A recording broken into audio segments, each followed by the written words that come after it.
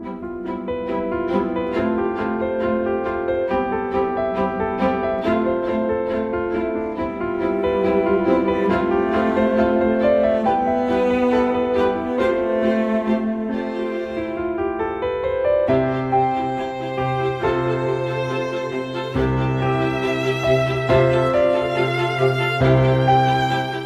plan de nuestro Padre.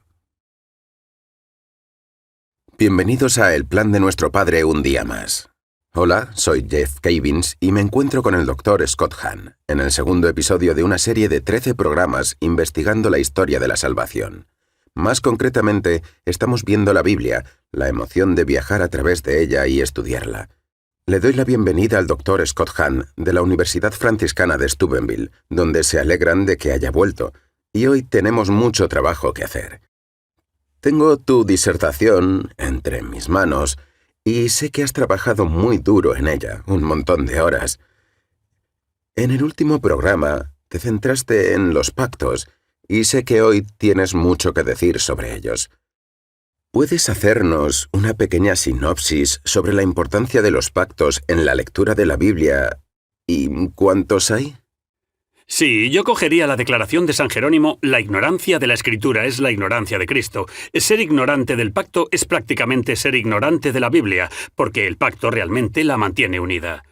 La última vez hablamos de los distintos pactos, los que Dios hizo con Adán, con Noé, con Abraham, Moisés y David. Todos ellos llevaban al nuevo pacto que ratifica Jesús.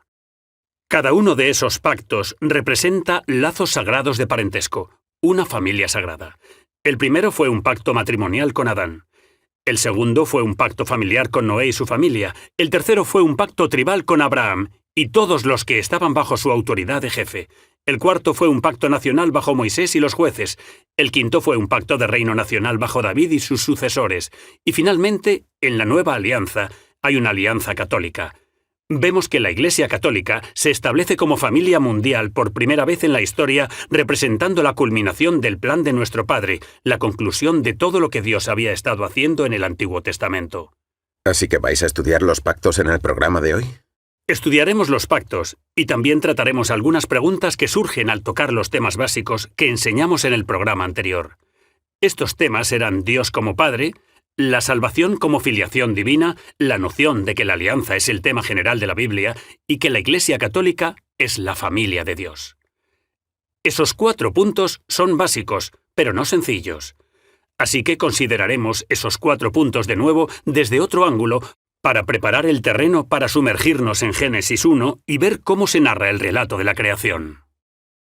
Maravilloso. Si acaba de sintonizar el programa, este es el segundo de una serie de 13 episodios. En este en realidad haremos doblete.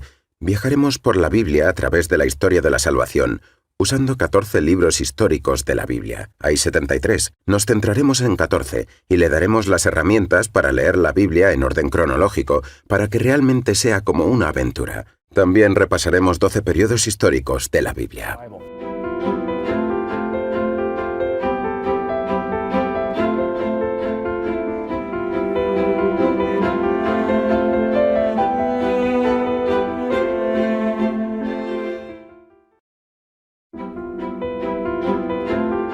El plan de nuestro Padre.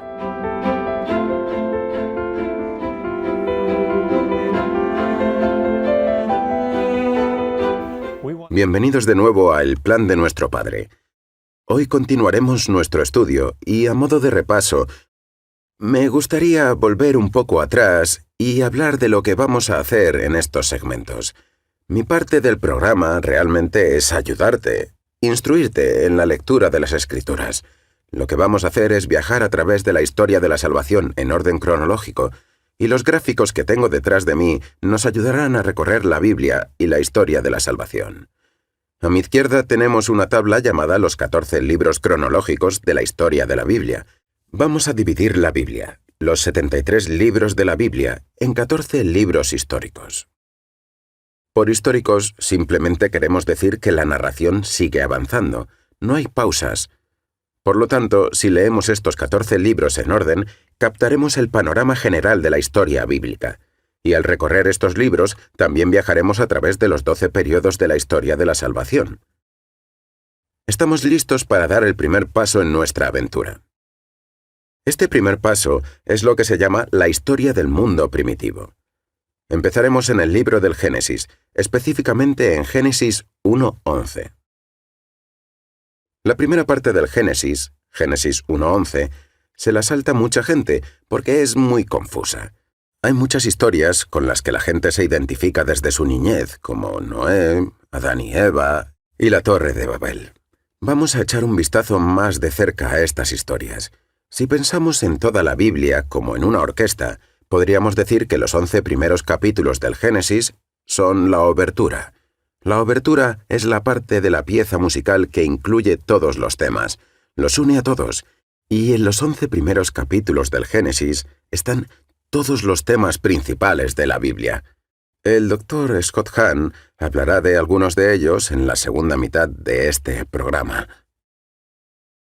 Me gusta pensar que los primeros 11 capítulos son como una bellota. Tenemos una bellota. Todo lo que hay en el roble se concentra en la bellota. Y en esos primeros 11 capítulos del Génesis están todos los temas principales, la trama de la obra, toda la Biblia. A medida que avanzamos en la historia de la salvación y que viajamos juntos a través del periodo de los patriarcas, Israel y Egipto, y así sucesivamente a lo largo de la historia de la salvación, verás cómo esta bellota empieza a crecer y a desarrollarse.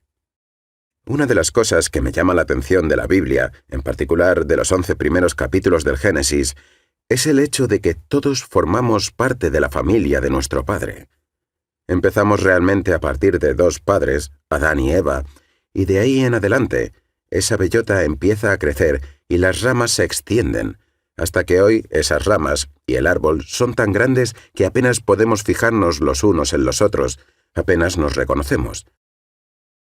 Lo que vamos a hacer al recorrer la Biblia es seguir un plan familiar. Como he dicho antes, para muchos, el Génesis es una colección de historias inconexas interrumpidas por genealogías irrelevantes. Lo que me gustaría hacer es ponerlo en orden para ti. Según vayas leyendo la Biblia, y esto es lo más importante que debes hacer cuando tengas una nueva, es empezar a leer. Ten un plan. Creo que el plan que te estoy dando es realmente bueno. Pero empieza a leer la Biblia. Adéntrate en ella. El texto está construido de tal manera que resalta la importancia del linaje familiar. Y como dije en el programa anterior, este es tu libro familiar. La Biblia es nuestra herencia familiar más preciada. Vamos a empezar con Adán, y vamos a trazar la línea familiar hasta llegar a Jesús. El libro del Génesis ha sido cuidadosamente compuesto para enfocar al lector en una línea familiar única, empezando con Adán y continuando hasta los 12 hijos de Jacob. Y lo que vamos a hacer en este segmento, Génesis 1:11, es destacar un par de los puntos principales. Sé que a medida que he leído la Biblia, he tenido mis luchas con ella durante años. Lo que voy a compartir con vosotros son algunos de los puntos más destacados, formas que os facilitarán la lectura de las Escrituras. Empezamos por el principio, por supuesto con la creación del mundo, del cosmos. Pero nos centramos en el sexto día, con la creación del hombre. El hombre fue creado a imagen de Dios. Era como la obra maestra de Dios. El hombre tenía una relación con la creación. Estaba debidamente ordenada. Génesis 2:20 dice que Adán nombró a los animales y realmente, cuando la Biblia dice que Adán nombró a los animales, es realmente una manera hebraica de hablar, que quiere decir que Adán sabía el lugar que ocupaba en el esquema de las cosas. Todo lo que fue creado en el principio estaba correctamente ordenado para Dios, había armonía. Entonces, Dios creó a Eva para Adán. El hombre tenía una relación no solo con la creación que estaba ordenada apropiadamente, sino que también tenía una relación con Eva, entre seres humanos, y esa relación también estaba ordenada. Fue ordenada por Dios. Así que después de Adán, viene Eva, y hay armonía. Pero entonces, en Génesis 3, esa relación tan bonita entre Adán, Eva y Dios se destruye. El pecado entra en la humanidad. El hombre cae, y hay consecuencias de esa caída. Como resultado de la desobediencia, esa armonía inicial de la creación entre Dios, la humanidad y la tierra es reemplazada por la alienación. Sé por mi propia experiencia, cuando me he visto involucrado con el pecado, sé que hay una alienación entre Dios y yo, también la hay entre mi esposa, mi familia y yo. Y hay una alienación entre yo mismo y el orden creado. Lo que pasa es que la criatura comienza a adorar la creación en lugar de al Creador. Así que, después de esta caída en Génesis 3, 1, 6, en ese momento se pierde la inocencia, y en ese momento Adán y Eva se esconden, que realmente es el resultado del pecado. Todos nos escondemos. Podemos escondernos tras las drogas, podemos escondernos tras el sexo ilícito, o también viendo demasiada televisión, pero nos escondemos debido al pecado en nuestra vida. La buena noticia y lo que quiero que veáis en estas primeras porciones del Génesis 1:11, en la historia del mundo primitivo, es que, aunque parece que este programa está acabado, el de la relación entre Dios y el hombre, Dios rápidamente nos asegura que hay esperanza y nos presenta la misericordia. En Génesis 3, versículo 15, leemos cómo Dios empieza a pronunciar una maldición como resultado de la desobediencia. Dios nos da esperanza y la misericordia entra en la historia muy, muy pronto. Escucha el versículo 15 de Génesis 3. «Y pondré enemistad entre ti y la mujer, entre tu simiente y la simiente suya. Él te herirá en la cabeza, y tú le herirás en el talón». Antes de que Adán y Eva fueran expulsados del jardín, sometidos a los efectos de la maldición, Dios les dio la promesa de un Salvador que aplastaría la cabeza del enemigo. De generación en generación se transmitió la promesa de redención a través de la semilla de la mujer. En nuestro viaje por la Biblia, a través de los 12 periodos históricos y los 14 libros históricos, vamos a seguir esa semilla. Seguiremos la semilla de la mujer, porque lleva consigo la promesa y la esperanza para la humanidad. De nuevo, esa es la semilla que vamos a seguir. Rápidamente llegamos en nuestra historia a los dos hijos de Adán y Eva, Caín y Abel. Caín y Abel. Caín era agricultor y Abel era pastor. Caín se deprimió mucho por su ofrenda al Señor y como resultado mató a su hermano Abel. Así que, inmediatamente vemos que al principio Adán y Eva tienen dos hijos, Caín y Abel. Caín mata a Abel. Pero Adán y Eva tienen otro hijo, llamado Set. Muy pronto en las Escrituras tratamos dos líneas, la línea cainita y la línea setita, dos. Podríamos decir una buena, la línea de Set, y una mala, la línea de Caín. La línea de Caín construyó una ciudad. Con el tiempo, construyeron edificios, desarrollaron artes, instrumentos musicales, industria, y la gente empezó a desarrollar un sentido de falsa seguridad entre el clan de Caín. Lamec, un hombre orgulloso, se jactaba de que podía destruir la vida. Y luego llegamos a la línea de Set. La línea de Set representa realmente la línea que busca a Dios. Un hombre llamado Enós, durante ese tiempo, empezó a invocar el nombre del Señor, pero lo que es importante de entender, en los primeros 11 capítulos del Génesis, cuando lees la Biblia en orden cronológico, es esto. Hay dos líneas. Una línea contiene la promesa, y esa promesa es a través de la línea setita. Observemos el gráfico de la pared. Aquí están Caín y Abel. Por supuesto, Caín mata a Abel, y llega Set. Aquí hay una línea que va de Set a Noé y a Sem. En las primeras partes del Génesis 1:11 vamos a seguir esa línea. Cuando estés leyendo la Biblia, que es muy muy importante. Si eres como yo, te pusiste a leer el libro del Génesis y llegas a ciertos puntos que nos parecen oscuros. A lo que me refiero es a las genealogías. Las genealogías, por ejemplo, en Génesis 11:10 dice: estos son los registros de las generaciones de Sem. Y tú y yo tenemos la tendencia, al menos yo la tengo, de saltarnos estas genealogías. Pero ¿sabes qué? Como he dicho antes, el libro del Génesis, concretamente los 11 primeros capítulos, está concebido de tal manera que lleva al lector a una meta específica, que lo conduce a ella. Y esa meta es seguir la línea de la semilla. Hay un término para esto en hebreo, toledot. Toledot. Y las toledot significan los registros o las genealogías. Observarás que hay varios en los 11 primeros capítulos del Génesis. Verás una toledot, una genealogía para Adán, Noé, Abraham, Jacob y José. Eso es en todo el libro del Génesis. Os pido que no os las saltéis, porque estas genealogías os servirán de una manera maravillosa. Lo que hacen las genealogías en estos primeros 11 capítulos es que actúan como la lente de una cámara. La lente de una cámara va de un ángulo amplio a un ángulo estrecho, se enfoca. Y eso es lo que hacen las toledot, las genealogías. Nos llevarán desde la línea. Si miráis conmigo en el gráfico, desde la línea de tenemos a Caín y Abel y Set, y las escrituras se estrecharán en la línea de Set. Veremos más adelante que Noé tiene 3 hijos, Sem, Can y Jafet. Y las escrituras, por medio de una genealogía, actuarán como una lente de zoom y se enfocarán en la línea de Sem. Esto es muy importante de captar al leer la Biblia. Después de la muerte de Abel, ahora tratamos con 2 líneas, la línea de Caín y la línea de Set. Llegamos a un punto donde ellas 2 se mezclan en Génesis 6. Las escrituras dicen, las hijas de los hombres, la línea de Caín, la línea malvada, y los hijos de Dios, la línea de Set, la línea buena, se mezclaron, llevando a la corrupción. Como resultado de esa corrupción, ahora llegamos al diluvio y a Noé.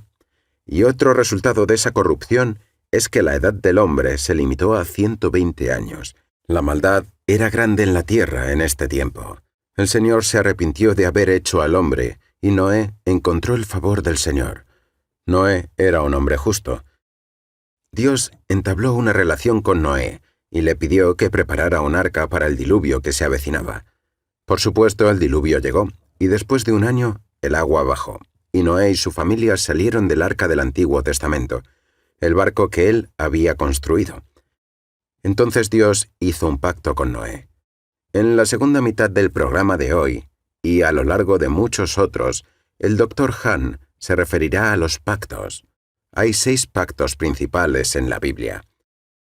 Los pactos son muy importantes para entender la historia de la salvación a medida que viajamos a lo largo de estos 14 libros, y el Dr. Hahn os iluminará y os dará mucha más información sobre ello. Hacia el final de este primer periodo, Génesis 1:11, llegamos al capítulo 9, a lo que llamamos la tabla de naciones, pues del arca salen los 3 hijos de Noé y sus familias, Sem, Cam y Jafet. ¿Recuerdas las toledot? Nos centramos en la línea de Sem. Ahí es donde llegamos a la palabra semita o semita. Semita. Oímos el término antisemita, alguien que está en contra de la línea de Sem, en Oriente Medio. En el capítulo 9 está la tabla de las naciones. Noé y sus hijos, después de recibir la base de la esperanza, la alianza, el pacto, fueron enviados para repoblar y poseer la tierra. La tabla de las naciones en el capítulo 9 nos aporta realmente una mirada de la repoblación de la tierra. Está Cam, en el sur, hacia África. Sem, repoblando Oriente Medio, al norte del Golfo Pérsico. Y Jafet, en Europa, hacia el oeste, hacia España. Los 11 primeros capítulos del Génesis terminan con el incidente de la Torre de Babel. Y por supuesto, como hemos leído, en esos primeros 11 capítulos del Génesis vemos realmente una lucha. Dios desea tener una relación con su pueblo, una relación íntima con su pueblo, pero debido a la corrupción, esa intimidad se rompe. Pero Dios tiene un plan. ¿Recuerdas la bellota? Tardará un poco, pero crecerá. Echará raíces y las ramas crecerán, hasta que un día tú y yo seamos injertados en el plan de nuestro Padre. Eso es lo emocionante de leer la Biblia, que te involucra a ti y me involucra a mí.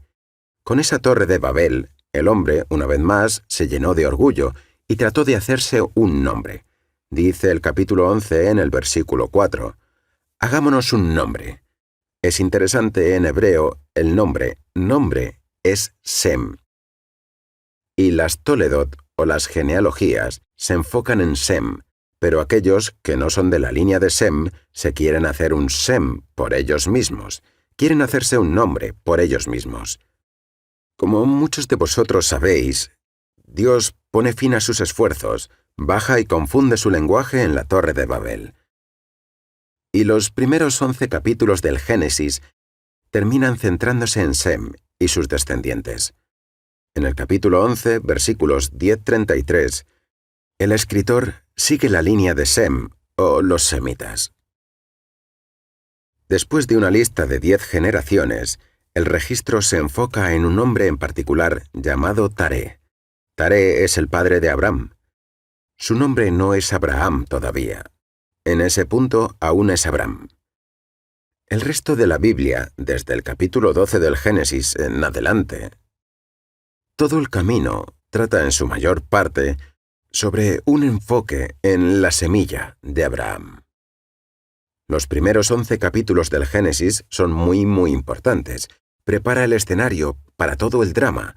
Empieza con una relación de amor entre Dios y el hombre, rápidamente rota cuando el enemigo entra causando problemas en la relación entre Adán y Eva y Dios. Pero Dios, en su misericordia, tiene un plan en Génesis 3:15. La semilla de la mujer aplastará la cabeza del enemigo. Se llama el protoevangelio. Es el primer evangelio que se menciona. Y en toda la Biblia, después de esto, seguiremos la línea de la semilla de Sem. Seguiremos esa línea de semilla a través de la de Abraham. Y creo que va a ser un viaje emocionante. Así que te invito a que cojas tu Biblia y empieces a leer conmigo en las primeras partes de este estudio. Lee los primeros 11 capítulos del Génesis. Como dije antes, tenemos 14 libros históricos que vamos a recorrer juntos. Ponte en marcha. Cada semana puedes leer con nosotros. Os mostraré los aspectos prácticos de la lectura de la Biblia, y cuando lleguemos a algunos de los periodos más difíciles de la historia de la salvación, los desmenuzaremos y os mostraremos algunos de los puntos difíciles del camino que debéis evitar al leer la Biblia. Después volvemos con el Dr. Han y él nos dará algunos conceptos más, conceptos teológicos. Ahondaremos un poco más en esto. Volvemos enseguida.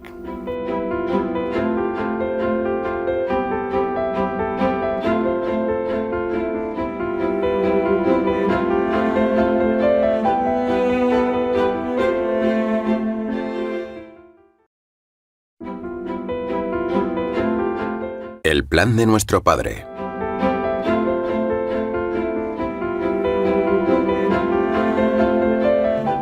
La última vez, nos centramos en algunos temas fundamentales que tenemos que entender para poder comprender realmente el mensaje de las Escrituras. En primer lugar, nos centramos en Dios como Padre. En segundo lugar, nos centramos en la salvación como filiación divina. En tercer lugar, examinamos el significado de la alianza como tema general de la Biblia, pero en la medida que nos enseña el sagrado vínculo de parentesco que Dios se propone establecer con nosotros como hijos suyos. En cuarto y último lugar, vimos cómo la Iglesia es la culminación de todo lo que Dios hace en la historia de la salvación. La Iglesia es la familia de Dios. Ahora quiero dar un paso atrás y anticipar algunas preguntas que podrían surgir de cada uno de esos 4 puntos, con el fin de ahondar en su significado, solo un poco más. Por ejemplo, alguien podría preguntar, ¿por qué hace tanto hincapié en la paternidad? ¿Por qué no hablar de la maternidad o de la filiación o de la fraternidad? Y hacer que eso sea más fundamental, especialmente en estos días en los que hay mucho feminismo radical, en los que hay muchos padres ausentes, en los que la paternidad no es realmente apreciada, en algunos círculos ni siquiera tolerada. ¿Por qué este énfasis en la paternidad? Sencillamente porque sin paternidad no puede haber maternidad, hermandad ni vida familiar. La paternidad, a pesar de las dificultades de nuestra sociedad moderna para entenderla, apreciarla y vivirla, es la base de la vida.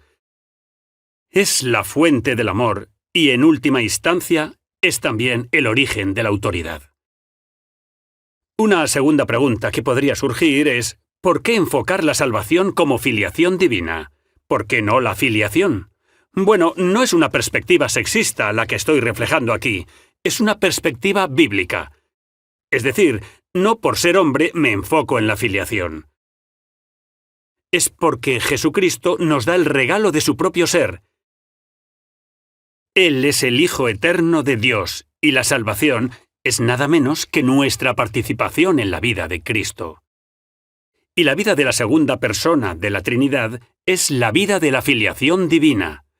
Es esa vida la que Jesús vino a darnos. Es la vida que su muerte y resurrección nos comunica, así que la filiación divina, como esencia de la salvación, está realmente en el corazón de la Biblia de principio a fin. Llegados a este punto, podría surgir una tercera pregunta. Usted se centra en el pacto como tema general de la Biblia, pero cuando dice pacto, no parece que se refiera a lo mismo que nosotros entendemos por contrato, Dr. Hahn. Así que yo diría lo siguiente: ¿en qué se diferencia el pacto del contrato? Tenemos que aclarar este punto porque me temo que la mayoría de la gente, cuando oye pacto, podría intercambiar la palabra contrato y acabar en una gran confusión. Entonces, ¿cuáles son las diferencias entre pacto por un lado y contrato por el otro? Solo vamos a mencionar algunas. En primer lugar, en un contrato se intercambian bienes. Puede ser dinero por bienes y servicios, mientras que en un pacto no se intercambian solo bienes. Lo que se intercambia en un pacto son personas. No es simplemente esto es tuyo y ahora es mío. En un pacto se dice yo soy tuyo y tú eres mío. De hecho, la fórmula del pacto divino entre Dios y su pueblo era yo seré vuestro Dios y vosotros seréis mi pueblo. La palabra hebrea para pueblo, alm, significa literalmente familia. Yo seré tu Dios, tu padre, tu esposo, y tú serás mi pueblo en el sentido de mi familia. Aquí hay un intercambio de vida, un intercambio de personas. Una segunda diferencia importante es que, mientras que los contratos se limitan a establecer una asociación, los pactos establecen un parentesco sagrado. Las relaciones contractuales pueden ser solo temporales, mientras que las relaciones de alianza son siempre permanentes. Son familiares. Nos remiten a las relaciones familiares. Una tercera diferencia es que los contratos se pueden romper. Si una de las partes no cumple las obligaciones que ha acordado en el contrato, entonces éste se rompe, y con la ruptura del contrato, los dos pueden seguir caminos separados. Curiosamente, los pactos bien entendidos son irrompibles. Ahora, podrías decir, espera un segundo, cuando Israel rompió los mandamientos, ¿no rompió el pacto? No, no lo hizo. Lo que Israel hace al violar la ley del pacto no es romperlo, estrictamente hablando. En vez de eso, lo que hacen es quebrarse a sí mismos contra el pacto, por decirlo de alguna manera. Me explico. En el mundo físico existen ciertas leyes físicas. Por ejemplo, la ley de la gravedad. Te sientes agobiado por la ley de la gravedad y decides afirmar tu autonomía e independencia individual por encima y en contra del entorno físico en el que vives, y decides expresar esa rebelión subiendo a lo alto de un rascacielos. Entonces, desafiante, te lanzas al vacío para romper la ley de la gravedad. ¿Rompes la ley de la gravedad? No, claro que no. Demuestras la ley de la gravedad. De hecho, la ley de la gravedad, que es inquebrantable en este reino, te rompe a ti y a tus huesos. En el reino espiritual, en el orden moral, también hay leyes inquebrantables. Ellas conforman esa red del pacto y en el pacto puedes violar sus mandamientos y sus leyes. Pero en última instancia, el vínculo del pacto no se rompe. En cambio, tú y tus relaciones, tú y tu sustento, esas son las cosas que se rompen cuando se viola el pacto. Por tanto, los contratos se pueden romper, pero el pacto es inquebrantable. Una última diferencia importante entre contratos y pactos es que un contrato se basa simplemente en una promesa. Yo te doy mi palabra, tú me das la tuya, y esa palabra se representa con mi nombre en forma de firma. Por ejemplo. Sin embargo, en un pacto no se intercambian simplemente promesas. Un pacto se basa esencialmente en un juramento. Un momento, ¿cuál es la diferencia entre una promesa y un juramento? Bueno, si una promesa se hace dando tu palabra, un juramento se hace invocando el santo nombre de Dios. Ese es el significado esencial del juramento. Si no hay un juramento, no puede haber un pacto. Debe haber una promesa para empezar. Y construyes sobre ella. La refuerzas haciendo un juramento, invocando el nombre de Dios en busca de ayuda. ¡Ayúdame, Dios! Pero como resultado de invocar el sagrado nombre de Dios en busca de ayuda, te colocas bajo una forma concentrada de juicio divino. Seré condenado. Es siempre una parte del juramento del pacto. De hecho, hacer un juramento implica una automaldición condicional. Te pones bajo el juicio de Dios como precio por recibir la ayuda de Dios. Lo haces por la bendición de su ayuda, pero debes estar dispuesto a pagar el precio de la maldición, si no aprovechas esa ayuda divina. La palabra latina para juramento es sacramentum. Si no hay alianza aparte del juramento, no hay vínculo familiar católico aparte de los sacramentos. Los primeros padres de la Iglesia entendieron que el vínculo del pacto que Cristo ha forjado entre su Padre y nosotros, como su pueblo, es un pacto sujeto a juramento. Y Él mismo ha instituido los sacramentos. Es decir, Él ha hecho los juramentos de la nueva alianza. Vamos a ahondar en eso mucho más adelante. Pero basta decir que los pactos dependen de juramentos. Y los juramentos se hacen cuando invocas el nombre de Dios. Te pones bajo su juicio y realizas algún acto ritual. Cuando digo un acto ritual, me refiero a esto. Las promesas son verbales, pero los juramentos son verbales y algo más. Cuando haces un juramento, verbalizas tu promesa, pero luego ritualizas el juramento mediante algún acto ritual. Puede ser un apretón de manos. Compartir una comida. Puede ser sacrificar animales. A lo largo del Antiguo Testamento, los pactos se hacen mediante juramentos que se realizan cuando se promulgan rituales. Por tanto, la promulgación ritual es una parte esencial del juramento del pacto. Y te preguntarás, ¿por qué la gente haría juramentos del pacto? ¿Acaso no basta con una promesa? ¿No dice Jesús algo en los Evangelios sobre evitar los juramentos? Bueno, sí, Jesús dice que tu sí sea sí y tu no sea no. Pero cuando Jesús dice eso, no repudia los juramentos del pacto, sino el mal uso del juramento del pacto. Dios nos hace jurar solo cuando estamos en una situación en la que se requiere de nosotros algo más de lo que hay en nosotros mismos. Echa un vistazo a la sociedad. ¿Dónde ves a la gente jurando, a la gente prestando juramento? Los médicos lo hacen, cuando prestan el juramento hipocrático. Los abogados y los jueces lo hacen, antes de asumir su importante papel de impartir justicia, al igual que los testigos antes de subir al estrado. Los soldados también lo hacen, antes de servir en el ejército. Los políticos también prestan juramento, por supuesto. Puedes estar pensando en este punto que los juramentos no parecen realmente garantizar que los testigos digan la verdad. Los juramentos no parecen garantizar la honestidad de los políticos. Entonces, ¿para qué sirven los juramentos? Bueno, el beneficio de un juramento es doble. En primer lugar, se ofrece la ayuda de Dios. Así, la persona que hace el juramento recibe ayuda adicional si la sabe aprovechar. El segundo beneficio es que ciertamente se administrará el juicio divino. En otras palabras, si la persona miente, un político, aunque nadie lo sepa, Dios sí. Y las ruedas de la justicia de Dios dicen que muelen despacio, pero lo transforman en polvo. En el Decálogo leemos en Éxodo 20 que no tendrá por inocente a quien tome su nombre en vano. Puede esperar el día del juicio, pero Dios juzgará al que rompe el juramento. Por tanto, se abusa de los juramentos cuando la gente los hace, simplemente para reforzar su propia opinión personal. Yo creo esto, lo juro. No se hacen juramentos con fines personales o privados. Se jura por el bien común. para realizar algún servicio público, como hacen los jueces, como hacen los soldados, como hacen los médicos.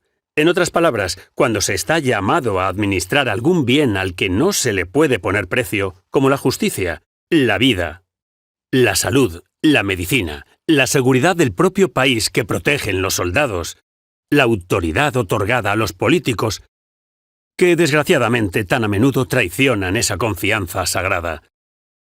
Pero sigue siendo una confianza sagrada. En todos estos casos, las personas asumen una responsabilidad por el bien de la sociedad que supera sus propios recursos innatos. No poseen en sí mismo toda la fuerza que necesitan para cumplir esas grandes tareas. Entonces, ¿qué hacen? Hacen juramentos, forman pactos, y de ese modo Dios nos ha proporcionado un medio para extender los lazos de parentesco, y esos los administra Dios mismo. Él es el testigo de cada juramento. Él es la garantía del juramento. No garantiza que el que jura sea siempre fiel, pero sí garantiza que el que jura infiel, es decir, el que rompe el juramento, no quedará impune. Por tanto, aquí vemos una diferencia muy significativa y profunda entre los pactos y los contratos. Los contratos se basan solo en promesas. Los pactos se construyen sobre promesas. Pero es mucho más que eso. Esas promesas se transforman en juramentos. Juramentos de alianza, o lo que llamaríamos sacramentos. Y al considerar el pacto, vemos un vínculo familiar sancionado divinamente. Una breve definición de pacto sería entonces un vínculo sagrado de parentesco. El pacto nos muestra que la familia es algo más que biología, algo más que una convención social que ratifican las autoridades políticas. De hecho, la familia precede al Estado. El Estado reconoce los vínculos sagrados de la familia, pero no le confiere carácter sagrado. La familia lo tiene antes de que el Estado la reconozca. Del mismo modo, la familia no puede reducirse a una simple unidad biológica. La familia es, en última instancia, una realidad teológica. Porque Dios Padre, Dios Hijo y Dios Espíritu Santo hicieron al hombre a su imagen y semejanza. Hizo al hombre varón y hembra, y bendijo al hombre como varón y hembra, en ese vínculo familiar de alianza, en ese matrimonio primordial, porque la imagen de Dios en la que fue hecho el hombre era una alianza nupcial. Un vínculo matrimonial. Así, Dios mismo establece el parentesco de alianza y ese principio continúa a través de los siglos. En este punto surge una cuarta pregunta y es, ¿cómo surge la Iglesia Católica de esos pactos que establece Dios? La última vez debatimos la secuencia de los pactos. Vimos el de Adán como un pacto matrimonial, el pacto con Noé como un pacto doméstico, el pacto con Abraham como un pacto tribal y el pacto con Israel como un pacto nacional. Y el último pacto en el Antiguo Testamento fue el pacto con David. Fue un pacto de reino. Después Jesucristo ratificó el nuevo pacto. Y la novedad de ese pacto es su extensión mundial. De modo que ahora judíos y gentiles, hombres y mujeres, están todos incluidos en la familia de Dios de una forma que nunca estuvieron en el Antiguo Testamento. Vemos su expansión universal a medida que pasamos de un matrimonio a un hogar, a una tribu, a una nación de 12 tribus, a un reino que gobierna sobre otras naciones. Pero es solo un reino nacional, hasta que Jesús establece un reino internacional. Católico es la palabra para internacional. Así que la grandeza distintiva del nuevo pacto es su universalidad, es decir, su catolicidad. Al pensar en esto, tenemos que reconocer que no se trata simplemente de la sexta alianza en la historia de la salvación. Si observamos cada uno de los pactos, veremos también entre ellos un cierto grado de continuidad. Es decir, de Adán a Noé, y de Noé a Abraham, y de Abraham a Moisés, y de Moisés a David. Hay una continuidad generacional. ¿Cómo lo sabemos? Porque las genealogías lo revelan. Esa es la importancia de las genealogías. Jeff habló antes del principio Toledot en Génesis. No puedo exagerar su importancia, porque nos muestra cómo Dios fielmente cría a su familia a través de los siglos. Incluso cuando los miembros de la familia son rebeldes, incluso cuando quieren tener una vida sin padre. Sin embargo, Dios siempre levantará y dará poder, al menos a un miembro de la familia, para mantener la antorcha encendida y para llevarla a la siguiente generación. Y las genealogías son la prueba de que Dios ha engendrado fielmente a su familia. Entonces, vemos esa continuidad intergeneracional a través de todos esos pactos en la genealogía. También vemos en esos pactos una forma visible de unidad estructural. Es decir, es una y la misma familia a través de las edades, ya sea un matrimonio o un hogar, o una tribu, o una nación de 12 tribus. Nunca deja de ser una sagrada familia de Dios. Los pactos representan los medios por los cuales Dios engendra a su familia y la ayuda a crecer. En otras palabras, los pactos son los medios por los cuales Dios administra una familia en constante crecimiento. Y se ve la unidad estructural en todos y cada uno de los puntos de la historia de la salvación. De nuevo, desde el matrimonio, al hogar, a la tribu, a la nación, al reino nacional. Cuando Jesucristo ratifica el nuevo pacto, ¿viene a abolir esa unidad estructural visible? Al contrario, viene a realizarla, a perfeccionarla, a completarla, a universalizarla. Vemos en la Iglesia Católica la expresión plena del plan familiar de Dios, el plan de nuestro Padre.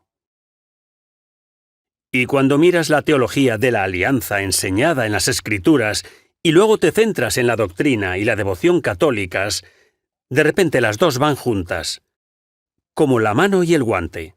Puedes ver al Papa y su papel como figura paterna espiritual. Es un signo visible, como figura paterna de la unidad mundial de la familia. Lo vemos especialmente en la Santísima Virgen Madre. Vemos a nuestra Madre espiritual en el orden de la gracia. Luego, en los sacramentos, vemos esos sagrados lazos familiares, esos juramentos de alianza por los que Dios se une a nosotros, nosotros a Él y entre nosotros. Pero especialmente, vemos en la Sagrada Eucaristía lo que Cristo instituyó la noche en que fue traicionado. La única vez que los evangelios registran a Jesús usando esta palabra tan importante, alianza, es cuando tomó el pan y dijo, «Esto es mi cuerpo», y luego tomó la copa y dijo, «Esta copa es la sangre de la nueva alianza». Si pacto significa lazos sagrados de parentesco, lazos familiares sagrados, ¿qué es lo que une a los miembros de una familia? Comparten carne y sangre. El antiguo pacto era una familia natural. El nuevo pacto es una familia sobrenatural. En el antiguo pacto estábamos unidos unos a otros por la carne y la sangre que Adán transmitió a su progenie. Pero la nueva alianza nos une a Dios Padre a través del Hijo, en el Espíritu, por medio de la carne y la sangre, que Jesús asumió cuando se hizo uno como nosotros.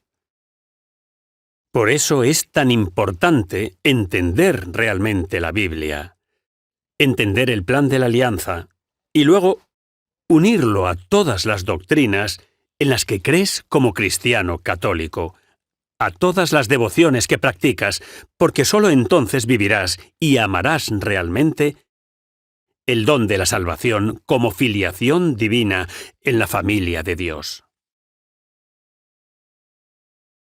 ¿Cómo vamos a basar realmente todo esto en la Biblia? Debemos volver al principio. Debemos volver a Génesis 1 y sentar las bases sobre las que reposa todo esto. Para ello, lo que propongo es que examinemos detenidamente el significado contextual de Génesis 1. Para descubrir lo que los lectores originales habrían comprendido al leer sobre la obra creadora de Dios en 6 días y cómo Dios descansó y bendijo y santificó el séptimo día.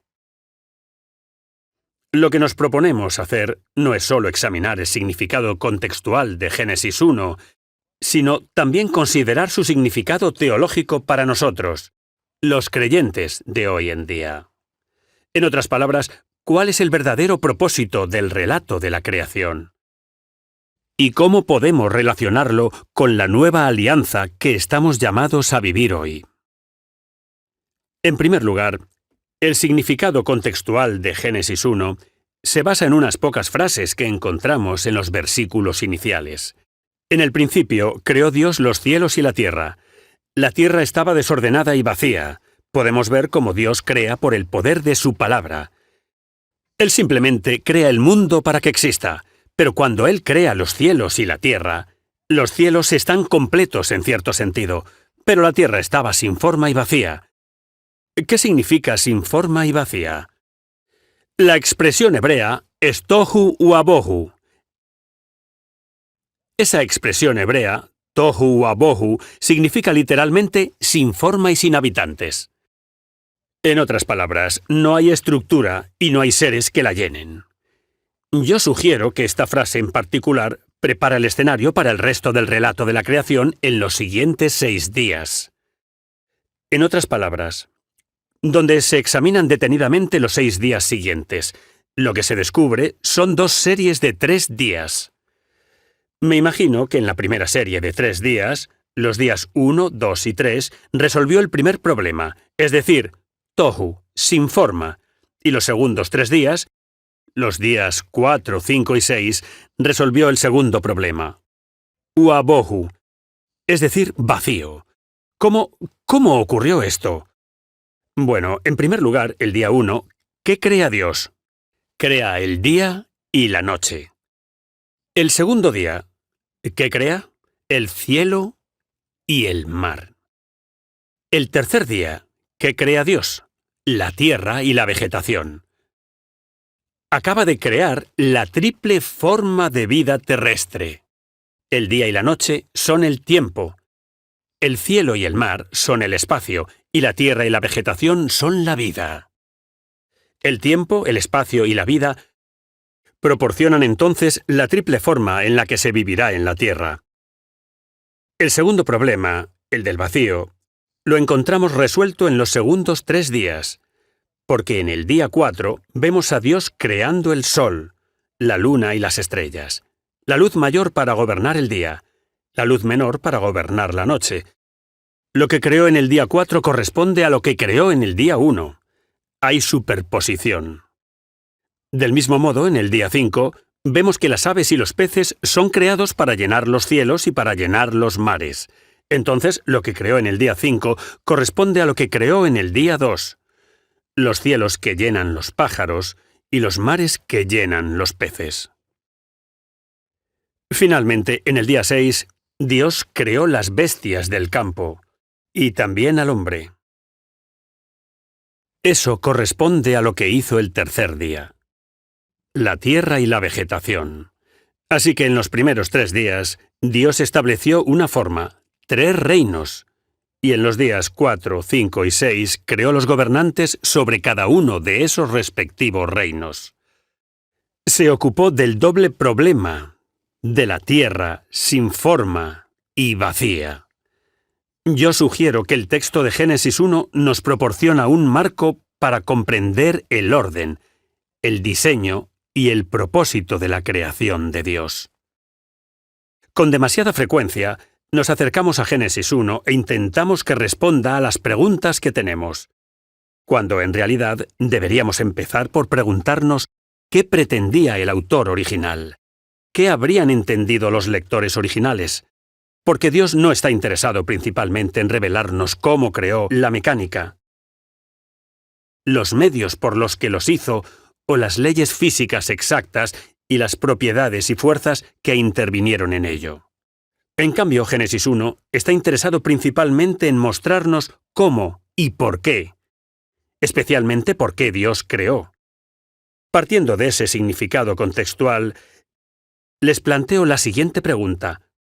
¿Cuál es el significado teológico de este relato descriptivo de la creación de Dios? Me gustaría centrarme en 3 nociones, muy brevemente. En primer lugar, que Dios nos creó a su imagen y semejanza.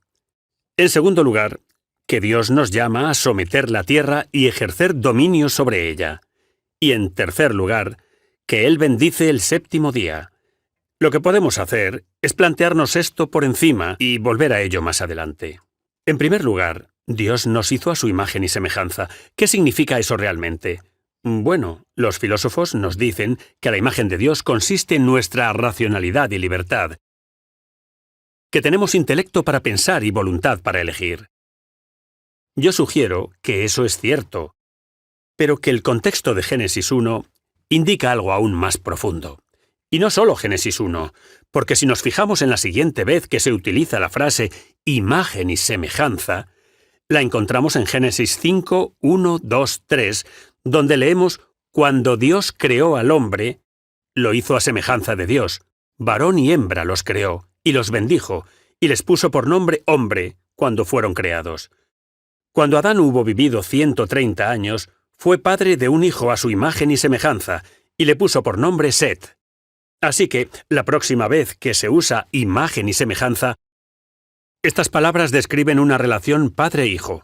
Por lo tanto, yo sugeriría que la primera vez que se usen, esté implícito algo muy similar, que cuando Dios hace al hombre a su propia imagen y semejanza, Él crea al hombre de manera diferente a como creó a todas las otras bestias, porque Él nos crea para convertirnos en sus hijos. La segunda noción es someter y ejercer dominio sobre la tierra. Estas dos palabras implican dos cosas: conquista y realeza. La palabra hebrea para someter apunta a un esfuerzo real que va a ser necesario para someter la tierra. La palabra hebrea para dominio en realidad apunta al papel de Adán como rey sobre todos los reyes de la tierra. En los primeros 3 días vimos que se hacían reinos, 3 de ellos. Y en la segunda serie de 3 días, gobernantes sobre esos reinos. Entonces yo sugeriría que Génesis 1 representa al hombre, hecho en el 6º día, como el rey de los reyes, el gobernante de los gobernantes, el señor de señores sobre la tierra. Es la corona de la creación. Pero Dios no ha terminado con la creación. Dios tiene algo aún más grande reservado. Pero lo que Él tiene no va a ser parte de esta tierra. No va a venir en los primeros 6 días cuando Él crea. En cambio, el máximo propósito de Dios al hacernos no se nos da en el acto de la creación. En el siguiente programa, me gustaría mostrarles cómo Dios revela nuestro destino último. No mediante la actividad creadora, sino descansando, bendiciendo, santificando, consagrando al hombre, llamándonos de la tierra al cielo para compartir su propia bendición y su propio descanso. Eso es lo que me gustaría compartir con ustedes. Dios hizo a Adán, no solo para ser rey, sino para ser sacerdote, para ejercer el dominio del mundo, pero en última instancia para centrar su corazón en otro mundo. Un mundo superior. Fuimos hechos en la tierra, pero el 7º día, el signo del pacto de la creación, nos señalará el hecho de que fuimos hechos para el cielo, hechos en la tierra. Pero hechos para el cielo. ¿Cómo vamos de la tierra al cielo? ¿Cómo cumplimos el plan del pacto de Dios? ¿Por qué nos puso aquí y cómo nos lleva allí? Eso es lo que veremos en el próximo programa. Por favor, oren, estudien y pidan al Señor como su Padre que les abra las riquezas de las Escrituras. Esa gloriosa reliquia familiar. Muchas gracias y que Dios los bendiga.